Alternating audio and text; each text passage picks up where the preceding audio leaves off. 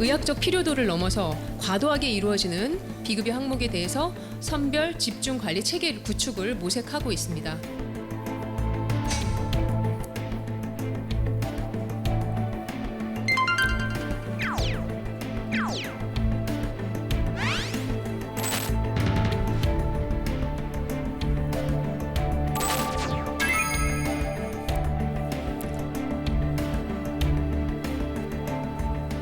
정부가 비상겸 사태 후 중단됐던 의료개혁 특별위원회를 재가동하며 2차 실행 방안 발표를 목표로 논의에 속도를 내고 있습니다. 실손보험 개편의 필요성이 대두되고 있는데 실손보험에 어떤 문제점이 있고 또 어떻게 개편돼야 하는지 손석우 경제평론가 모시고 이야기 나누겠습니다. 어서 오세요. 네, 안녕하세요. 네, 평론가님 사실 요즘에 뭐 실손보험이 없는 사람이 없다고 해도 과언이 아니잖아요. 네. 제가 알고 있기로는 한 3,900만 명 정도가 가입된 걸로 알고 있는데 맞습니다. 정부가 근데 이게 대수술에 나선다는 분명히 이유가 있을 거예요. 좀 네. 어떤 문제점이 있다고 보고 계십니까? 실손보험 말씀하신 대로 많은 분들이 가입해 계시죠. 제2의 건강보험이라고도 불리우는데 질병이나 상해로 발생하는 의료비 부담을 줄이기 위한 보험이죠. 특히 이제 국민건강보험에서 보장하지 않는 비급여 항목 이 부분이 가장 핵심이라고 볼 수 있겠는데요. 비급여 의료 항목이 생각보다 되게 다양합니다. 뭐 우리가 많이 받는 도수치료 아니면 뭐 비타민 주사라든지 각종 MRI나 초음파, 좀 고가의 검사 이런 것들이 다 비급여 의료 항목에 속하거든요. 근데 이제 문제는 이런 비급여 항목 때문에 너무 많은 보험료가 나간다라는 거예요. 작년 같은 경우 이제 전체 실손보험에서 나간 보험료가 14조 원을 조금 넘었는데 이 중에서 비급여 항목 때문에 나간 보험료가 8조 원. 그러니까 절반을 훌쩍 넘은 거죠. 그러니까 진료비의 상당 부분을 보장해 주다 보니까 일각에서 이제 가입자들의 좀 무분별한 의료 쇼핑을 부추긴다 이런 지적도 나오고 있고요.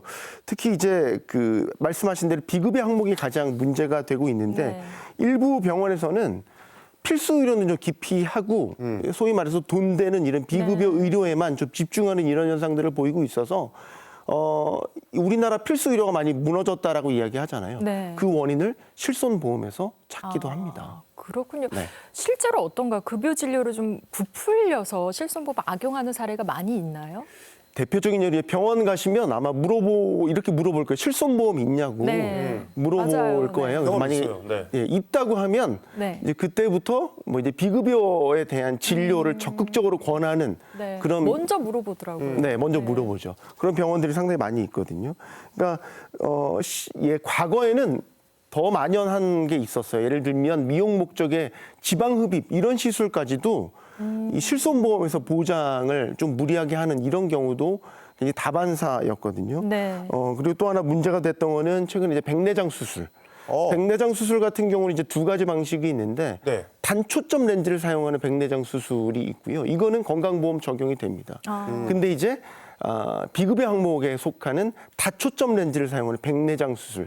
이게 지금 문제가 됐거든요. 백내장 수술인데도 종류에 따라 그렇게 갈리는군요. 네. 그러니까 병원에서는 이런 다초점 렌즈를 사용한 백내장 수술을 적극적으로 권유하는 사례들이 굉장히 많이 있었고요. 이것 때문에 소위 법원 소송도 많이 제기가 됐었습니다. 그래서 어느 정도는 지금은 좀 정리가 돼서 미용 목적, 그러니까 질병 치료 목적이 확실한 백내장, 다초점 렌즈를 사용한 백내장 수술에 대해서만 좀 보장성을 강화해주는 그런 판례들이 많이 나오면서 지금은 좀 정리가 됐는데 과거엔 이렇게 비급여 항목들을 악용한 과잉 진료 행위들이 상당히 많이 있었다라는 겁니다. 방금 짚어주신 대로 그런 악용 사례라든지 과잉 진료가 굉장히 좀 만연했다면 사실 그 보험사들이 안아야 되는 그 손실이 굉장히 좀 큰 거 아니겠습니까? 그렇죠. 이게 그래서 그런 손실률을 좀 낮추려고 보험도 계속해서 바뀌었거든요. 우리가 그걸 세대별로 구분도 합니다.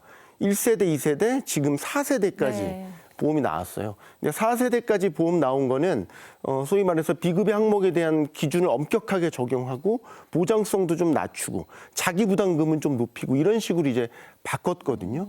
근데 여전히 지금 연간으로 따져보면 수조 원대 손실이 지금 나고 있는 이런 상황들이 지금 바뀌진 않고 있단 말이죠.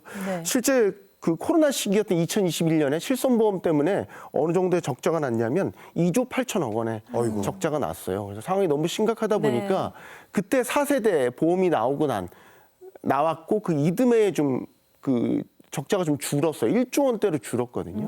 근데 이제 2023년 들어서 다시 또 적자가 늘어나기 시작해서 2조 원에 육박했고 결국에는 작년에 또 적자 규모가 2조 원을 넘어서게 됐습니다. 지금 1세대 실손보험 같은 경우는 네. 우리가 손해율로도 따지는데 네. 손해율이 130에서 150%까지 나왔던 적이 있어요. 그러니까 손해율이라는 거는 100을 기준으로 봤었을 때 100을 넘으면 가입자들이 낸 보험보다 지급된 보험료가 더 많다라는 거거든요. 작년 상반기 기준으로 실손보험 손해율이 118%입니다. 그러면 18%만큼은 더 보험사가 보험료를 지급을 하고 있다라는 구조죠. 지금 이 구조가 네. 계속해서 깨지지 않고 있는 거예요. 세대별로 인상률이 다른 거죠. 네, 세대별 인상률이 달랐고 네. 적자나 심하다 보니까 네. 올해 전체 실손보험 그 보험료 증가율이 7.5% 정도로 예상이 되고 있거든요.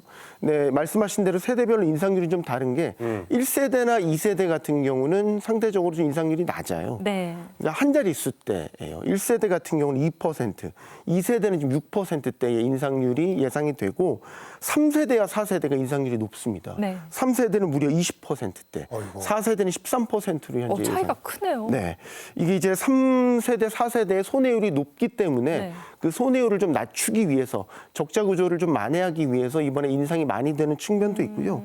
3, 4세대의 상품 구조의 특성도 있습니다. 보험료는 낮은 대신에 보험료가 갱신될 때마다 이런 손해율을 조금 더 적극적으로 반영해서 보험료가 산정되는 구조이기 네. 때문입니다.